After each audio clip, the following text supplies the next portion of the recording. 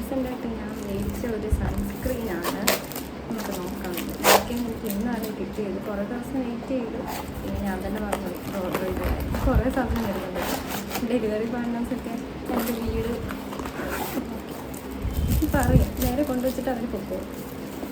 ഇത് ഞാൻ കോൺഷ്യസ് കെമിസ്റ്റിൻ്റെ ഒരു വെറി ബ്രൈറ്റ് എന്ന് പറഞ്ഞ സൺസ്ക്രീനാണ്. സജസ്റ്റ് ചെയ്ത എൻ്റെ സിസ്റ്ററാണ്.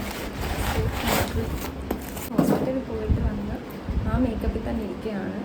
വാട്ടർ റെസിസ്റ്റൻറ്റ് സൂത്തിങ് കാൻഡിക് നോൺ ക്രീസി സൺസ്ക്രീൻ എന്നാണ് ഇവർ പറയുന്നത്. കണ്ടോ? ദെൻ നിയാസിനമൈഡും ബ്ലാക്ക്ബെറി എക്സ്ട്രാക്റ്റുമാണ്. എനിക്ക് നിയാസിനമൈഡ് അത്ര അലർജിക്കല്ല.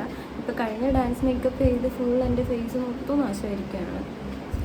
പല പല സൺസ്ക്രീൻ ഞാനിപ്പോൾ ഓൾറെഡി ഡോട്ട് ആൻഡ് കീയുടെ മേടിച്ചു. അത് അത്യാവശ്യം നന്നായിരുന്നു. അതിൻ്റെ ഒരു mango sunscreen. So this is water resistant soothing calming non greasy സൺസ്ക്രീനാണ്. അതും പർപ്പിൾ സൺസ്ക്രീനാണ്. I think it is a Korean based product. Purple കളറാണ്. നമുക്കത് പൊടിച്ച് നോക്കാം.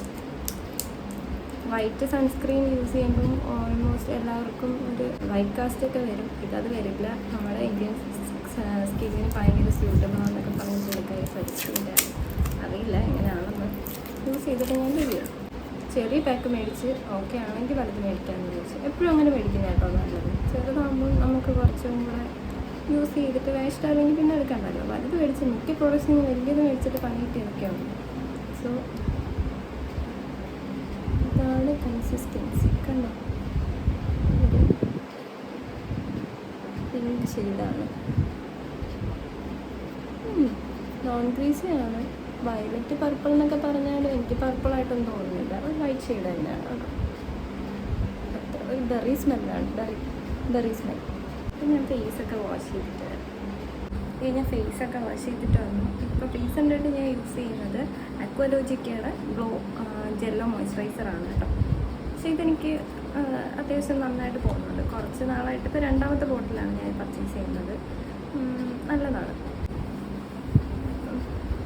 നമ്മുടെ സൺസ്ക്രീൻ യൂസ് ഇതാണ് സംഭവം.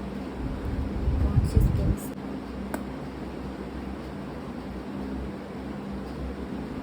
ഇങ്ങനെയുള്ളത് നോക്കാം.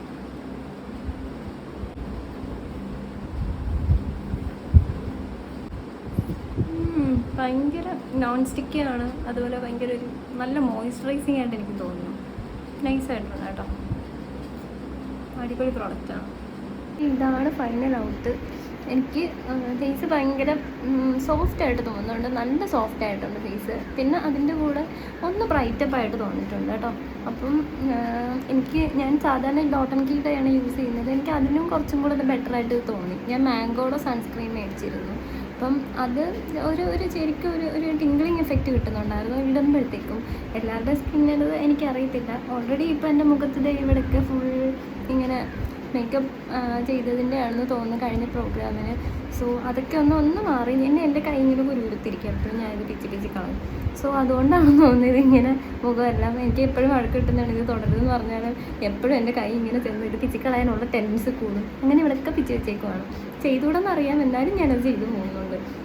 ഓക്കെ, നിങ്ങൾക്കുണ്ടെങ്കിൽ നിങ്ങളിത് ചെയ്യരുത്. ചെയ്താൽ ഇതുപോലെ മുഖമാവും. ഫേസ് ഒന്ന് ബ്രൈറ്റൻ ആവുന്നുണ്ട്. പിന്നെ എനിക്കൊന്ന് വൈറ്റ് സൺസ്ക്രീൻ ഇതിൻ്റെ കളർ എനിക്ക് അങ്ങനെ അത്ര പർപ്പിളിഷ് ആയിട്ടൊന്നും തോന്നിയില്ല. എന്നാലും അങ്ങ് പ്യുവർ വൈറ്റൊന്നും അല്ല.